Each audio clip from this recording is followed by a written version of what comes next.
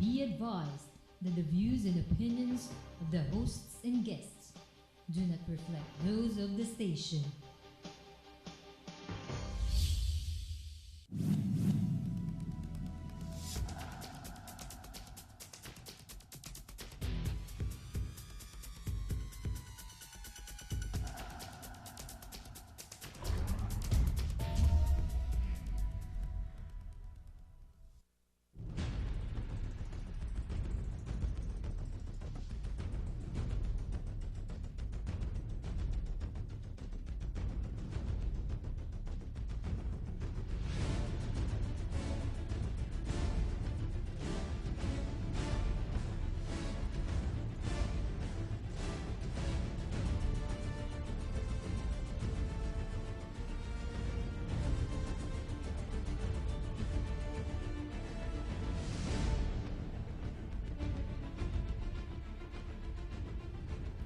Good evening, Philippines. Maayong gabi sa Tibok, Mindanao, Visayas, ug sa Luzon. Bismillahirrahmanirrahim. Assalamualaikum warahmatullahi ta'ala wabarakatuh.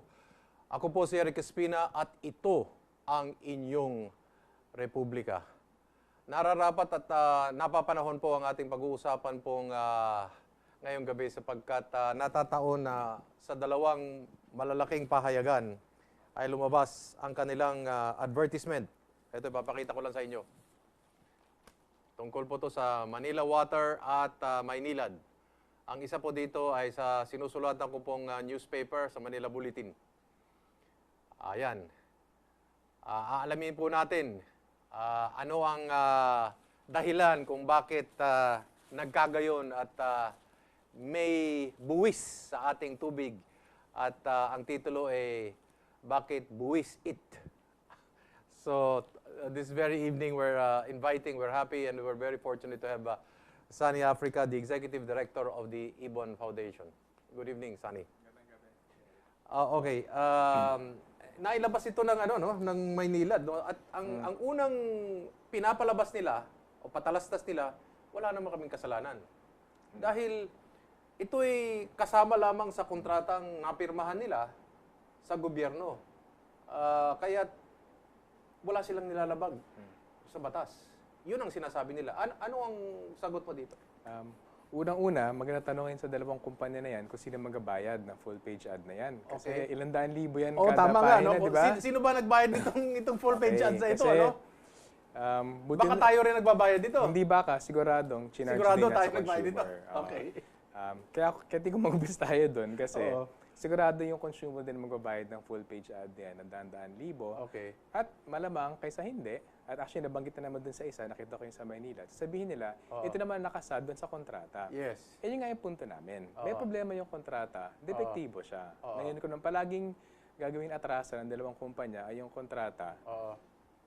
Ano yan, dinadaan tayo sa legalistic na interpretasyon ng mga bagay-bagay. Aha. Sinasabi nila na pagtatakpan nila yung pinaggagawa nila itong mga nakarang dekada by saying na bahagi siya ng kontrata. Para sa amin, hindi ganon. Para sa amin, kung babalikan talaga yung nakarang dekada, hindi ang balangkas ay yung kontrata. Ang balangkas dyan ay tama ba o hindi yung ginagawa nila. At napakalinaw, hindi tama ginagawa nila sa maraming aspeto ng kanilang pagbibigay ng serbisyo di umano ng tubig sa Metro Manila. Lumabas sa mga pahayagan natin na yung mga meetings nila, yung mga party nila, pati yung mga, mga bulaklak ba? Lahat yun, Ganun. tayo nagbayad. Oo nga po. Actually, ayon sa kontrata, walang nilalabas sa anumang pera ang dalawang kumpanya.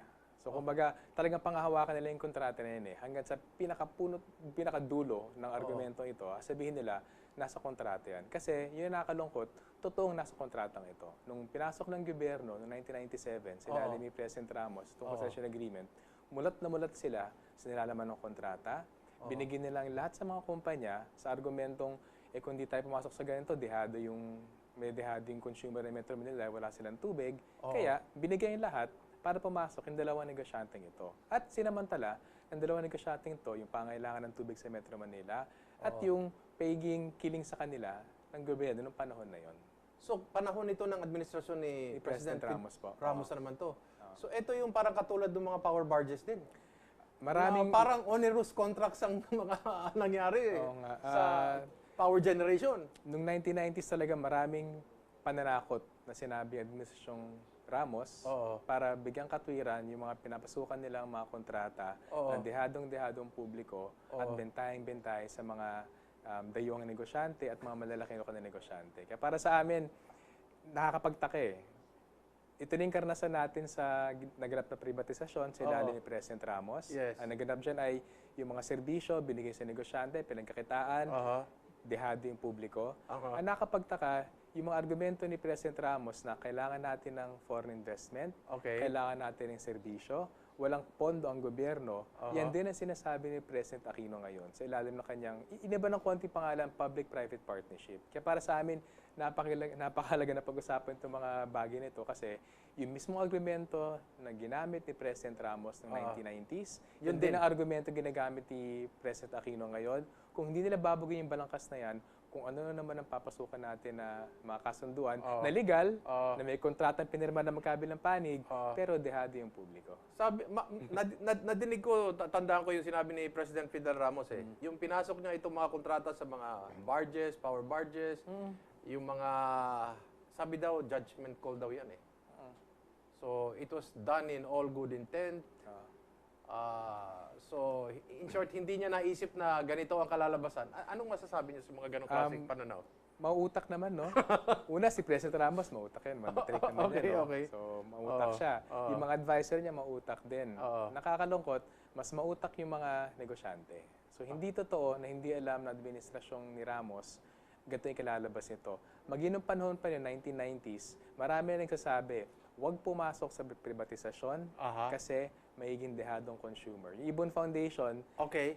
isa sa mga organisasyon noong 1990s Natutol. pa lang, sinabi talaga, delikado itong pinapasukan ng pagprivatisa ng tubig sa Metro Manila. Binatikos na namin yung privatisasyon ng industriya ng kuryente at maging infrastruktura. Bakit kayo tutol noon sa privatisasyon? Para lang maunawaan ng mga tao na kayo ay talagang simula pa noon hanggang ngayon, ay hindi kayo nagbabago ng posisyon. Ha? Kung sa trend pa kayo, eh, tuwid na daan. Ang inyong dinadaan. Sa amin, takbo, no? Okay. Sa amin, simple lang eh. Kung isang batiyang serbisyo ay papaubayan mo sa negosyante, kikilos yung negosyante bate sa katangian niya. Okay. At ang katangian ng negosyante, Itatakbo niya yan. gagawin niya ang lahat para kumita siya. Okay. Marami siya magandang palamuti, dekorasyon, marami siya sabihin na nandito ako para sa serbisyo. Ngayon, ang uso ngayon, corporate social responsibility. Pero balat kayo lamang lahat yan para sa esensya ng negosyante. Gusto niya kumita. Kaya, para maging malinaw, wala kami sinasabi na masama kumita. Ang sinasabi namin, masama ang pagkakitaan ang pampublikong serbisyo na kailangan ng taong bayan.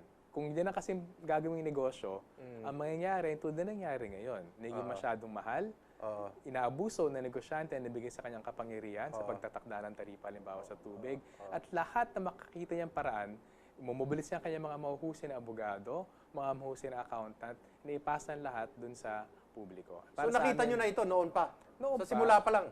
May mga 1980s pa lang, actually nag-start nung huling bahagi ng dekada 80, maging si President, dating nanay ni President Noynoy, si President Cory, sinasabi na ito yung solusyon daw sa maraming problema ng bansa. Privatisasyon, deregulation, liberalisasyon.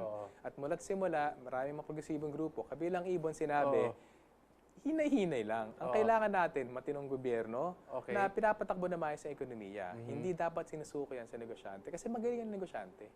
Ngayon, ito ngayon ang tanong. Ganun ba talaga kahirap yung sitwasyon natin na halos nagkakandara pa tayong ibigay na lang sa negosyante at sa ganito mga termino ng kontrata?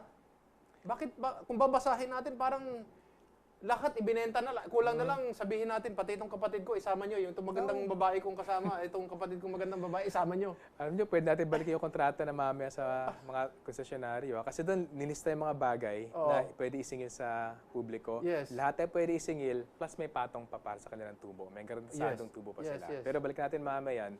Sa tanong, talaga bang wala tayong magagawa? Hindi yung totoo. Yung gobyerno ay pinakamakapangyarihang organisasyon sa anumang bansa. Kung meron siyang political will, kung meron siyang napag-usapan natin ng filosofiya, kung meron siyang talagang, kung tumatagos sa kanya, yung paglilingkod sa publiko, Serbisyo may publiko. kapangyarihan ang gobyerno palagi na pumasok sa isang kasunduan na hindi siya dehado. Ang tanong lang, bakit hindi niya ginagawa? Para sa amin napakalinaw.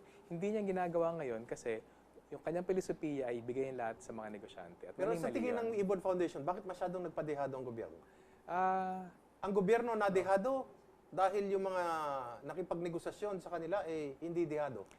yun ang nakakalungkot kasi Ganun ba nangyari, tingin mo? ang padron talaga sa Pilipinas, ito mga nakarang dekada, yung gobyerno ay palaging kumikiling sa mga malalaking negosyante. Maaring dahil sila nag-bankroll ng mga kampanya sa eleksyon, Okay. malamang dahil mismo yung mga government officials, baka pagka-graduate nila, papasok sa private sector. Hindi namin alam, pero napakamalinaw, yung padron ng gobyerno, pipili siya ng mga batas na dehado yung publiko at pabor sa negosyante. At pinapalabas, yan ang kailangan para sa pagunlad ng bansa.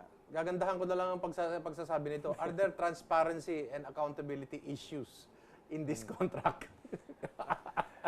Kung dito sa MWSS at yung dalawang konsesyonaryo, Oo. walang transparency at all dito. At Okay. napakalinaw, noong 1997, nung pumasok yung gobyerno sa kasunduan na to, sinuko niya ang lahat dun sa mga negosyante. Walang transparency, walang papel ang public participation sa pagtakda ng taripa. Wala rin papel magyang commission and audit na suriin ang mga dokumento na yan. So para sa amin, malaking bagay na yun. Kung mismong walang rules of procedure, kumbaga, na sinasabi na dapat kinukonsulta ang publiko dyan, kung walang puwang yung gobyerno sa pamamagitan ng commission and audit na suriin yung mga libro ng dalawang kumpanya, at by that measure, kasi public na yan, di ba? Pagpumas sa commission and audit, Yes. bagmat medyo understaffed sila, matagal-tagal bago ilabas sa resulta, pag dumaan sa commission and audit, public record yan. Walang ganung mekanismo dito. Hindi dumaan. Wala talaga yan. So, kumbaga, lahat ng mga nangyayari sa pagitan ng MWSS at Maynilad, MWSS at Manila Water, lahat yan ay sa panig lamang ng dalawang private contracting parties, although kasama dyan ng gobyerno, at walang pwedeng ilabas yan ng basta-basta. At kung may ilalabas tungkol ng ginawa namin ito, nagreklamo yung dalawang kumpanya. Ngayon, eto tanong ko.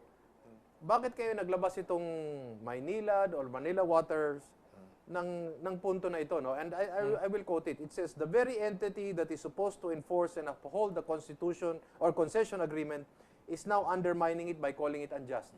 Bakit biglang kumikending na ngayon ang MEWAS dito at parang gustong kumiling sa kabutihan ng publiko? Well, para sa amin, gusto namin isipin na isang dahilan kung bakit relatibong nagbabagong posisyon ng MWSS kumpara sa mga nakaraang administrasyon ay may public pressure na. Nailabas na itong issue na to, naiipit sila. Kasi, huwag natin kalimutan, 16 na taon na itong privatisasyon ng So, ang Metro nangyari Manila. dito, sumang-ayon lang sila sa mga obserbasyon na naglalabasan. Ay, hindi naman. O hindi sila ang nanguna? Hindi namin alam kung ano yung tumatakbo sa utak nila. nitong Sino mga ba nakaraang nanguna? buwan. Ang publiko o ang MWSS? Sa pagbisto nito? Ay, hindi ko masasabi. Ang alam ko lang, ang unang publicly nagsalita tungkol dyan ay yung Water for the People Network. Hindi kami privy sa tumatakbo sa utak ng mga So, nung lumabas yung regulator. WPN, parang sumang-ayon na lang. Wala nang magawa yung MWSS siguro. Talagang sumang-ayon na lang. Hindi naman. Kasi nilabas ang WPN yung aming pagsusuri nung kalagitnaan ng Hunyo. Pagkatapos ng ilang linggo, naglabas ng resolution ng MWSS. After the fact, meron doon silang internal resolution ng June 7. So, at least dun sa panahon ng Hunyo, nasa parehong argumento yung takbo ng utak ng WPN at MWSS. Ang hindi ko lang masabi kung bago nun, ano yung tumatakbo sa utak nila. Kasi ang only formal document namin na sinasabing hindi makatwiran itong kasunduan na to, itong pagpapasa ng corporate income tax, June 7 yung pinakamaaga. This is purely conjecture, but what if WPN and Ibon Foundation to this day was quiet about a non-discovery of all these issues on the water billing? Do you think MWSS would have come forward and come out with a statement, or would it have remained quiet? I mean, this is just conjecture, no? Tingin mo lang. Siguro tahimik, ano? Ang hirap sabihin ko. Ang masabi ko lang, Siguro, dahil nag-ingay kami at nagtugma doon sa kanilang pagsusuri, nagtulungan kami dyan. Kumbaga, objectively, wala man kaming, strategizing na o ganito yung